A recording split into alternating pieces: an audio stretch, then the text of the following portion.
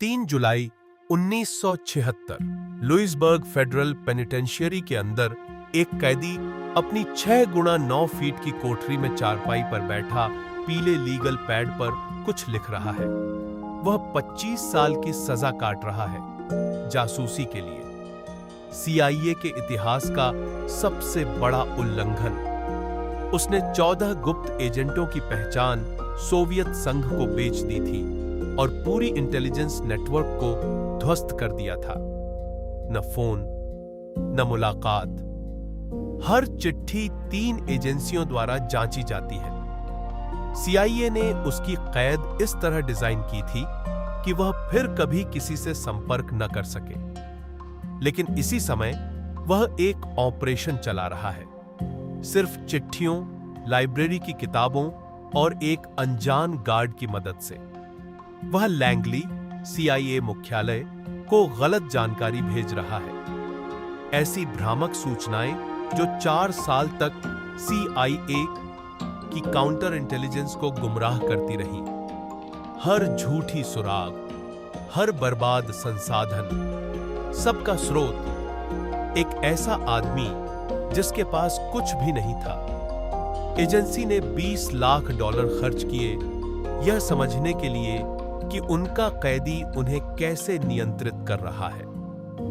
व्यवहार विशेषज्ञ, क्रिप्टोग्राफर, कांग्रेस निगरानी समितियां, कोई भी समझ नहीं पाया। जब तक सच्चाई सामने आई तब तक बहुत देर हो चुकी थी।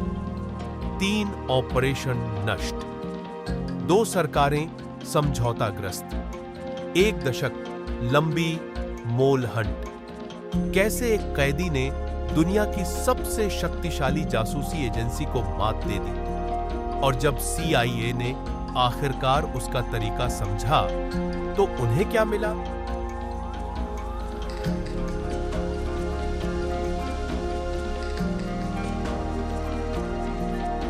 एडविन पॉल विल्सन की कहानी। एडविन पॉल विल्सन का जन्म 3 मई 1928 को नम्पा, इडाहो में हुआ। गरीब किसान परिवार। बचपन अखबार बांटते और छोटे मोटे काम करते बीता। ऐसा बचपन जो बच्चे को सिखाता है बड़ों को देखो, समझो और सही समय का इंतजार करो। वह मर्चेंट सीमैन बना।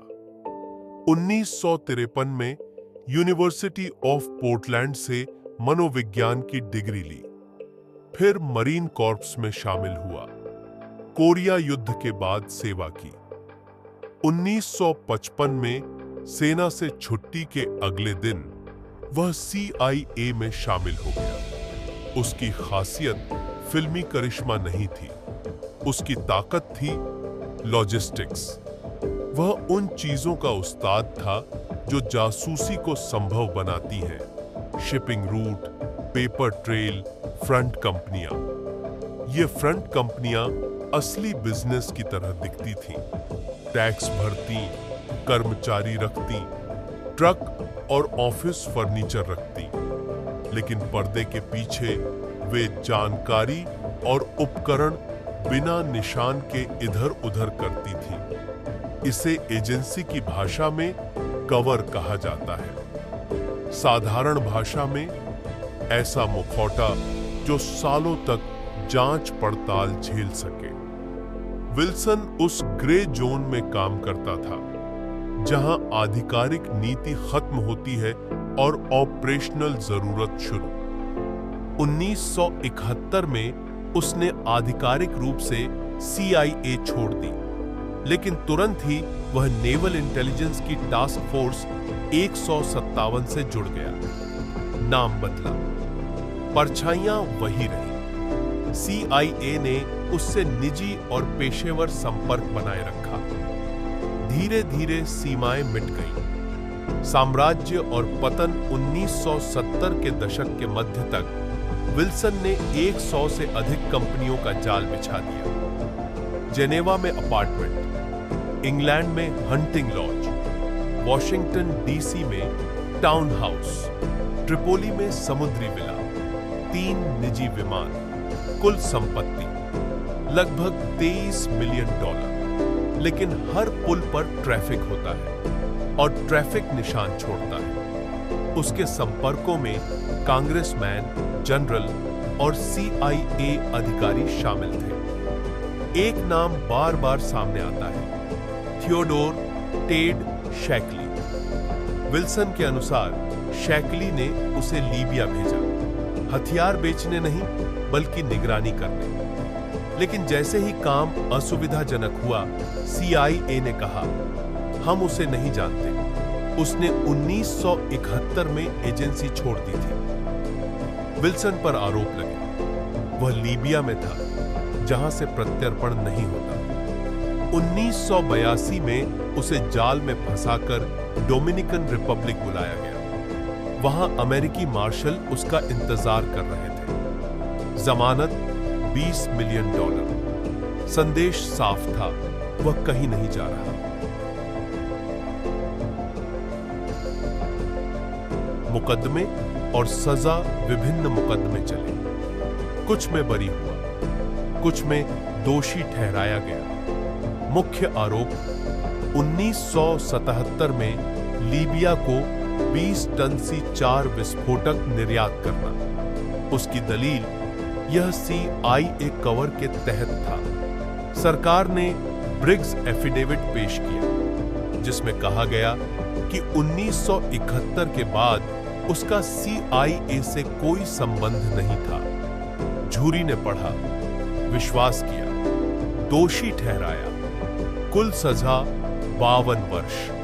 उसे मैरियन, इलिनॉय की उच्च सुरक्षा जेल में एकांत कारावास में भेज दिया गया। दिन के 23 घंटे अकेले। 10 साल की एकांत कैद, स्टील का दरवाजा, कंक्रीट की स्लैब, खाने के लिए एक छोटी खिड़की। पत्नी ने तलाक दे दिया, बेटों ने संपर्क तोड़ दिया। IRS ने संपत्ति जब्त कर ली। वह पूरी तरह खत्म हो चुका था, लेकिन उसके पास एक हथियार था, कागज। उसने FOIA, freedom of information act के तहत दस्तावेज मांगने शुरू किए। सालों तक बार बार इनकार, संपादन, राष्ट्रीय सुरक्षा का बहाना।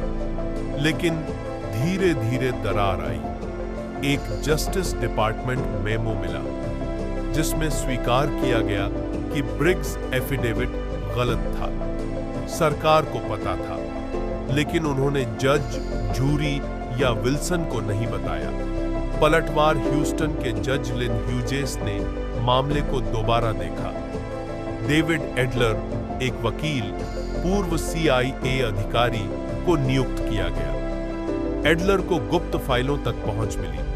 दस्तावेजों से पता चला 1971 के बाद भी विल्सन के CIA से कम 80 पेशेवर संपर्क थे। यह शून्य संपर्क कहानी झूठ थी।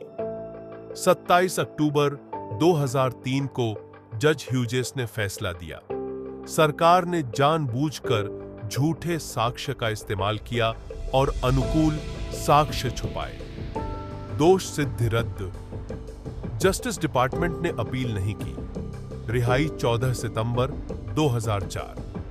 22 साल जेल में बिताने के बाद 76 वर्ष की उम्र में विल्सन रिहा हुआ। न साम्राज्य बचा, न परिवार, सिर्फ सोशल सिक्योरिटी की $1080 मासिक राशि। उसने सरकार पर मुकदमा दायर किया, लेकिन अदालत ने कहा, अभियोजकों को पूर्ण